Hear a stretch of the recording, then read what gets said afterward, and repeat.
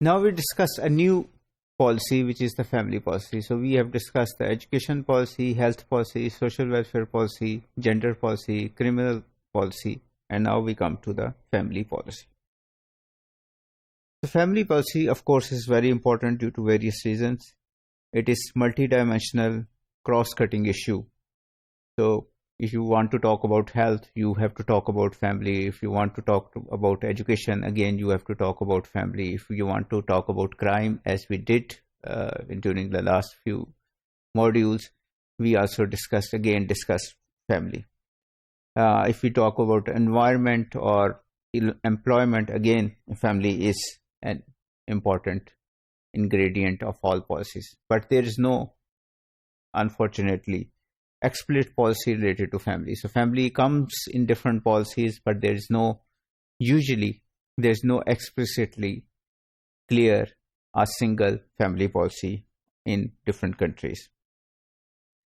Family is a provider of social welfare and also a receiver of social welfare, in the sense that it takes care of children, it takes care of elders, it takes care of disabled people, it takes care of all the other people who are part of the family but cannot survive, unemployed, single parents, other things. But they also receive money from the state. So in that sense, they are both provider and producer of social welfare. All political parties, of course, talk about it. In our case, the governing party, the PTI, has mentioned, if you look at the 2018 manifesto, it talks about family health, how it will improve family health. It talks about family planning a number of times, how it will try to increase the lady health workers, so that family planning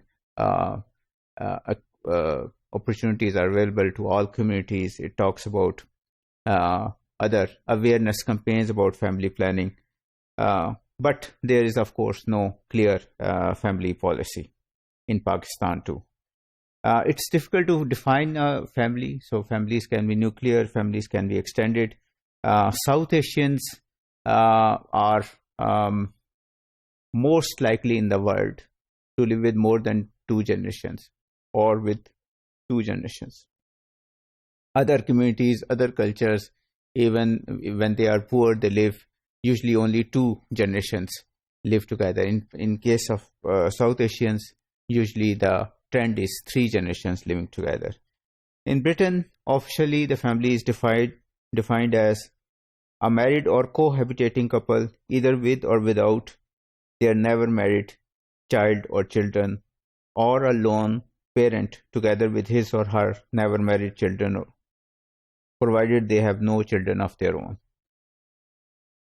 Or the family could also consist of grandparents with their grandchildren if the parents of the grandchildren are not resident in the household. So basically 3 types of family. 1, 2 parents with children. Then second, a lone single parent with children. And the third one, grandparents with children. If you look at the South Asians living in Britain, of course, they live as in Pakistan and India, 3 generations are living together. But like in all other countries, the majority community usually defines what is the normal. So the 3 generations living together is not acknowledged in Britain as a family. A household is different from a family. So household is a person or group of people living in a house, sharing meals and accommodation. So even friends living together can be a household. So household, if you look at the changes in household in Great Britain, we don't have such data in Pakistan. But if you look at these data over the last almost 35 years, from 1971 to 2006, 1% households have increased from 18 to 28%. Most of the household consists of couples with children. So with children or without children, so they form around 50 to 60%.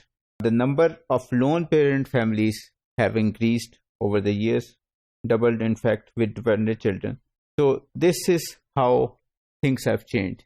In Pakistan too, we are moving toward, as we will discuss later in this family policy, that we are moving toward such households where there is a single parent.